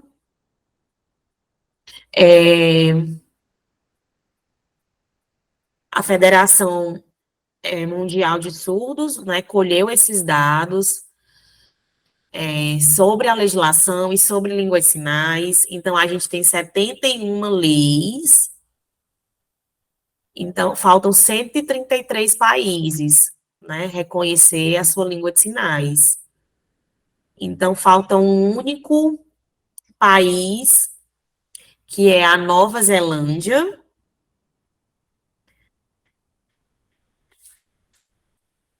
Oficial.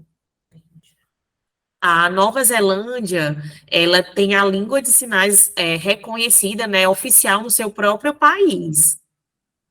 Tá, pode passar. A gente tem as línguas sinalizadas, né? Respondendo à sua pergunta, a gente tem uma língua de sinais universal, né? A Libras, ela é universal? Não, cada país tem a sua própria língua. A língua de sinais é nacional, né? Então, cada país tem a sua. Lá nos Estados Unidos, a gente tem a língua de sinais americana, no Japão, a gente tem a japonesa, né? A gente tem gramática, tem regras, os aspectos gramaticais são bem diferentes, né? É a mesma coisa das línguas orais, das línguas faladas, tá bom? A gente tem as línguas de sinais regionais, né? Um exemplo, as indígenas, as línguas de sinais indígenas, as rurais, ok?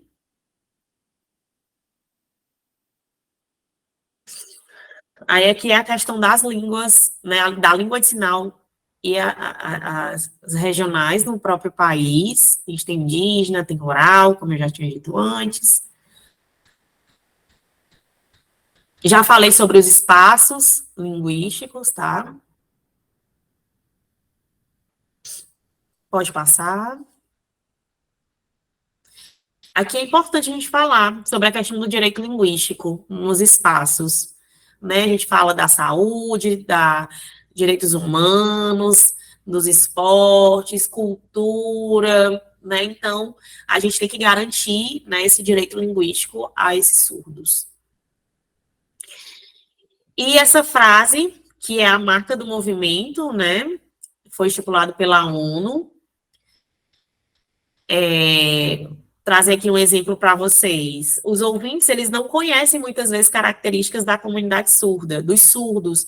Então, como é que eles podem criar políticas públicas sem nos consultar? Então, precisa ter essa consulta, precisa ter o protagonismo, o envolvimento de pessoas surdas nas discussões, na elaboração de propostas. Então, nada sobre nós sem nós, certo? Então, um vereador, um deputado estadual, deputado federal, a Secretaria de Educação daqui do Estado, o Ministério da Educação. Então, se for criar algo, alguma política pública para os surdos, é preciso consultar o movimento surdo. Né? Nós somos cidadãos, nós temos esse direito à fala, ao nosso lugar de fala. Então, só uma conclusão, tá, gente? Concluindo essa nossa fala, que o respeito à cultura surda, né, e aos direitos linguísticos das pessoas surdas. Pode passar. E obrigada. É a nova bandeira, tá? Apresentando aqui para vocês, 2023, a nossa nova bandeira. É uma bandeira da comunidade surda. Quem foi que teve essa ideia? Foi uma surda cega. Ela é uma francesa, tá? Surda cega, que desenhou e aí foi aprovado.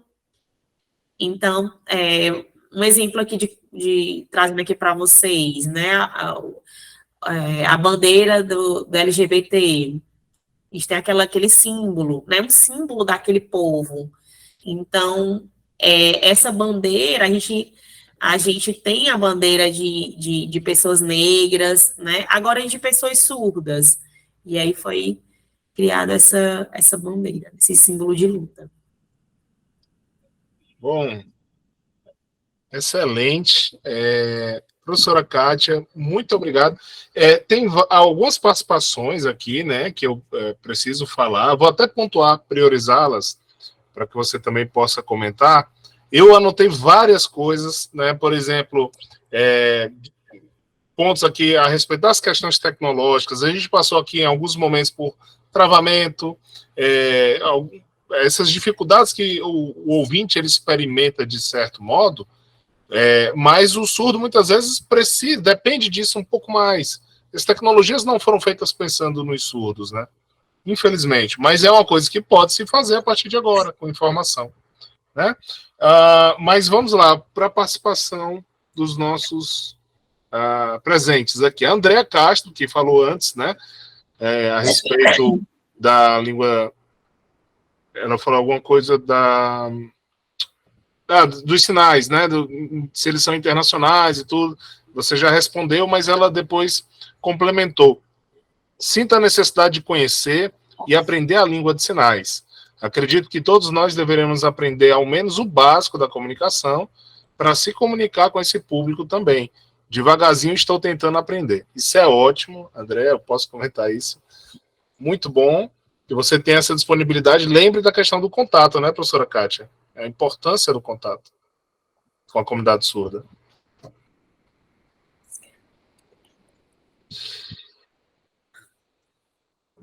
Pronto. E o Raimundo Moacir colocou: uma das maiores dificuldades dos surdos na sociedade é com relação a oportunidades no mercado de trabalho. A lei de cotas para pessoas com deficiência proporcionou, em parte, a inclusão deste segmento quanto à empregabilidade. Mas o que poderia melhorar? Né? Aqui o Moacir ele trouxe... Pronto, você pode falar, comentar? Essa questão é muito importante, né? É bem polêmica, porque é algo discutido há anos e a gente não tem uma resposta pronta, né? Sobre cotas. As cotas das pessoas com deficiência englobam todas as pessoas com deficiência, né? São 5%. Então, a gente percebe que pessoas com deficiência que são ouvintes, né, cadeirante ouvinte, uma pessoa que é cega, mas é ouvinte, ela tem mais oportunidade do que uma pessoa surda, porque até para prestar um concurso, o surdo tem a dificuldade na sua segunda língua. Então, a gente vê essa questão, né, da desvantagem da pessoa surda. E o que é que a gente luta? É que haja uma cota para surdos, né? A gente tenha, pode ser 1%, enfim. A gente tem a cota da pessoa com deficiência, mas a gente também tem que ter uma cota somente para surdos.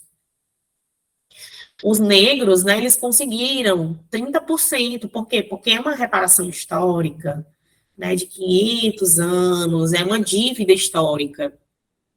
Então, eles conseguiram, depois de muita luta. E as pessoas surdas? Né, a gente tem a barreira linguística.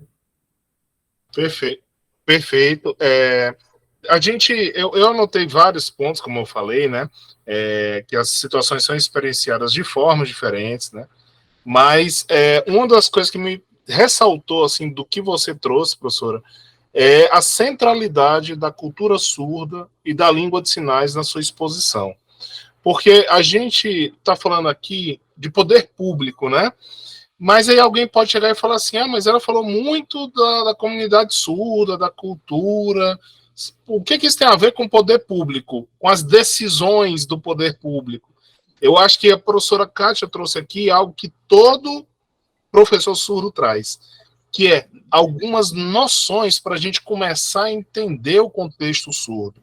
Não adianta a gente criar ou pretender criar políticas públicas para pessoas surdas sem, de fato, se aproximar da comunidade surda. Né? Porque a realidade surda, ela exige que se conheça a questão da cultura surda e da língua de sinais. Né? Por isso que é tão central tudo que ela trouxe, em termos de conteúdo. Né? Veja, por exemplo, a gente tem medidas que podem ser feitas aqui, mas quando ela falou das comunidades indígenas, das comunidades quilombolas, que tem, por exemplo, educação própria, né, no bilíngue, não é necessariamente o que acontece com a maioria dos surdos. E a questão é que há uma língua presente. E essa é uma realidade própria dessa comunidade, não é uma invenção.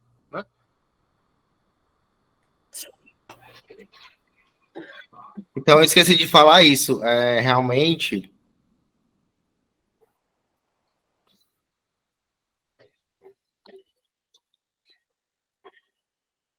Só um minuto, pessoal. Só tentando aqui trocar. Certo. Então, eu esqueci de falar isso na minha palestra hoje, né? Então, o MEC, que é o Ministério da Educação, me convidou para fazer parte, né, de uma comissão. Algumas pessoas foram escolhidas para fazer parte dessa comissão, né? Então, não pode escolher qualquer pessoa surda, né? Então, o presidente Lula propôs Equidade. uma equidade, né? Então, por exemplo, se um surdo ele é negro, então um surdo indígena, então o surdo do Nordeste, surdo do Norte, surdo do Centro-Oeste, surdo do Sul e também o surdo do Sudeste. E também um surdo também da juventude, né? Então foram escolhidos 37 surdos para fazer parte dessa comissão, do Ministério da Educação. Né? Então não só o tipo de surdo, então vários tipos de surdos, né? Então, como é que é a experiência desse surdo que é negro? Então tem as suas particularidades. Então ele vai fazer as suas proposições para o governo, proposição de projeto de lei. Você não pode ter só uma comissão só de pessoas brancas. A gente precisa ter uma pessoa negra também. Então, o surdo indígena também precisa participar dessa comissão. Então, não pode ter só os surdos adultos, os surdos mais velhos. Tem que ter a juventude participando também dessa comissão. A gente não pode fazer só propostas para a educação. A gente precisa fazer propostas também para outras áreas. A área da saúde. Por que é importante a gente ter propostas para a área da saúde? Então, essas questões precisam ser levadas tanto para a área da saúde quanto para a área da educação. Então, quais são os direitos dos surdos que são negros, os direitos dos surdos indígenas?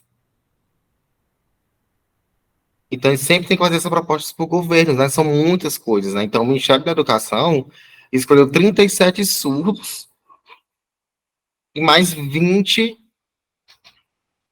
pessoas do MEC mesmo, que trabalham no MEC para fazer parte dessa comissão. Educação superior, também do ensino básico. Então, existem várias ramificações dentro do Ministério. Então, eles também estão participando dessa nossa comissão. Então, por exemplo, no MEC, a gente pode falar um pouco sobre tecnologias, enfim, falando sobre verbo, sobre investimento. Então, dessas ramificações, desses temas, a gente escolheu cada um para fazer parte dessa comissão.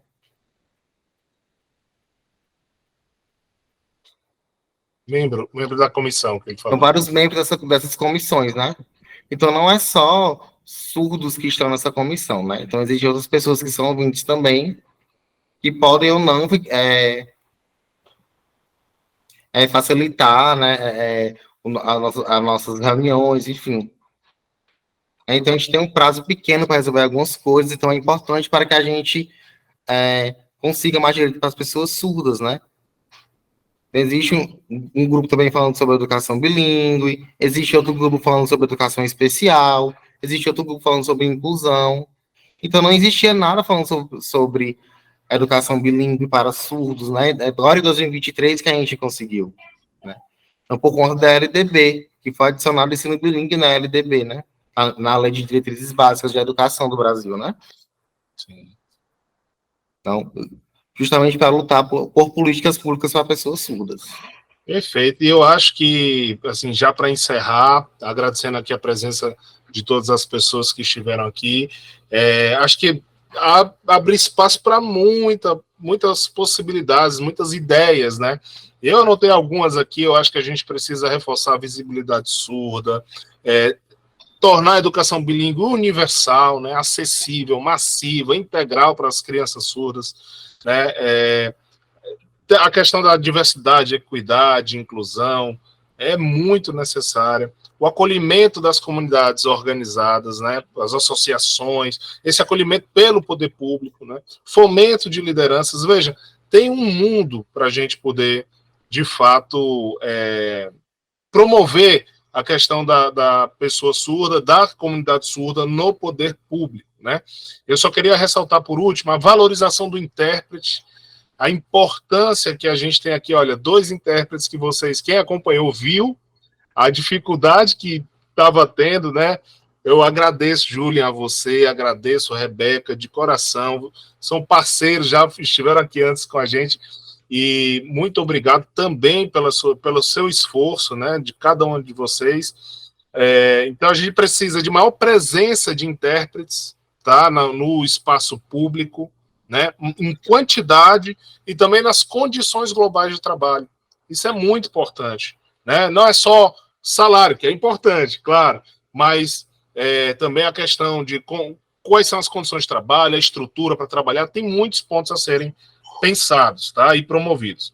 Por fim, eu queria colocar também a promoção da representatividade com pessoas surdas assumindo cargos de gestão, de gerência. Não é só para, com todo respeito às pessoas que trabalham com esse tipo de coisa, né, trabalho mais braçal, mas dá para a gente pensar, sim, em pessoas surdas em cargos de liderança, capacitação e sensibilização de setores de atendimento. Então, enfim, tem muitas coisas que a gente poderia falar aqui, eu tenho certeza que dariam outras palestras, mas infelizmente a gente tem que encerrar, porque a gente tem um tempo delimitado, mas foi um prazer muito grande poder trabalhar isso num dia tão especial quanto hoje. Obrigado, viu, Sábio, pelo convite, viu? Muito obrigado. Muito obrigado também, obrigado por tudo. Obrigado a todos que participaram da palestra, obrigado aos intérpretes, viu? É isso. Valeu, gente. Obrigado, boa noite. Até a próxima. Eu ainda não posso revelar qual é a nossa próxima palestra, nosso tema, mas quem esteve na palestra anterior, meio que já tem uma suspeita. A gente ainda está fechando essa palestra, mas provavelmente dia 10 de outubro nós teremos nossa próxima palestra. Fiquem atentos à página da IP4 dentro do site da Câmara Municipal de Fortaleza, tá bom? Boa noite, pessoal. Obrigado por tudo. É isso aí. Até a próxima.